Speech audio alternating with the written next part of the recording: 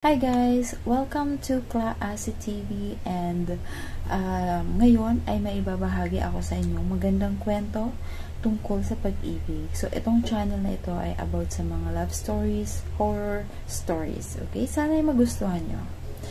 So, sa isang maliit na coffee shop sa Manila, isang ordinaryong gabi ang tila naging espesyal dahil sa isang di inaasang pagkikita.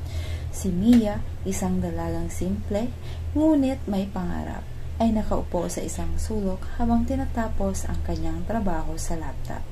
Mahilig siya sa kape, pero mas gusto niya ang tahimik na lugar kung saan maaari siyang magmuni-muni.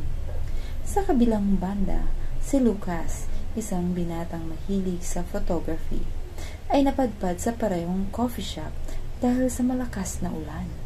Hindi niya inaasahan ang gabing iyon ang magbabago ng kanyang buhay.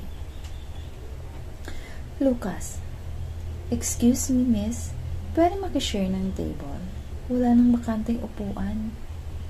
Mia, tumingin saglit, tapos tumango. Oo naman, walang problema. Sa una, tahimik lang silang dalawa. Si Mia, abala sa kanyang trabaho, at si Lucas, abala sa pagkuha ng litrato ng ulan sa labas. Ngunit dahil sa isang aksidente, isang tasang natapong kape, nagsimula ang kanilang kwento. Mia, naku sorry, hindi ko sinasadyang matapon yung kape mo. Lucas, tumingin kay Mia at ngumiti. Ayos lang, wala namang nasira, at least may dahilan na akong bumili ulit ng kape. Simula noong gabi iyon, palagi na silang nagkikita sa parehong coffee shop. Mula sa simpleng usapan tungkol sa ulan at kape, nauwi ito sa malalim na pagkakaibigan. Hanggang sa mas higit pa. Ngunit tulad ng karamihan, sa pag-ibig, dumaan din sila sa pagsubok. Si Lucas ay kailangang lumipat sa ibang bansa para sa isang malaking photography opportunity. Hindi alam ni Mia kung paano haharapin ang ideyang mawawala si Lucas sa kanyang buhay.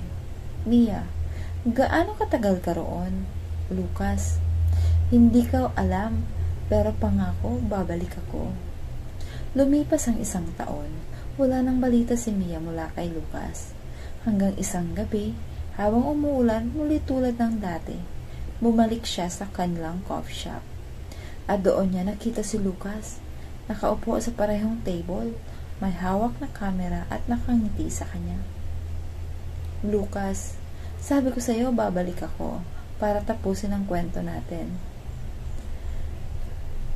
So the end, minsan may mga taong dumarating sa buhay natin na parang ulan. Hindi mo alam kung kailan darating o kailan titila. Pero kapag ang tadhana na ang kumilos, kahit anong hadlang, kahit gaano katagal, magtatagpo at magtatagpo pa rin kayo. Dahil sa pag-ibig, walang kahit anong distansya ang makakapigil.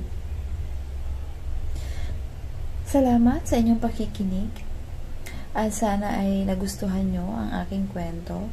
So, sa susunod ay iniimbitahan ko ulit kayo makinig ng panibagong kwento ng pag-ibig at horror story. Thank you very much.